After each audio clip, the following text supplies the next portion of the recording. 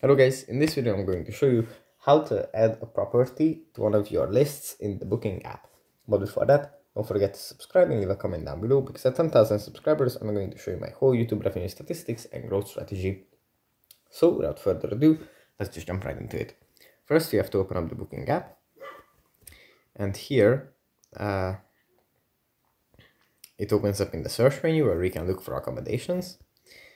Now, let's say we are looking for an apartment in Berlin,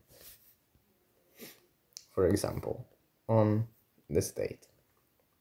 Tap on search.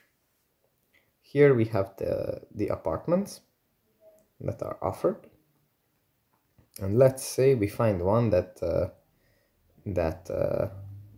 we like. Let's say it's this one, the Precise Tale. Here in the top right corner, we find a heart icon. We can tap on this and then tap on change. And now, if you have a list, for example, this to go list, we can just tap on this and the property has been added to this list.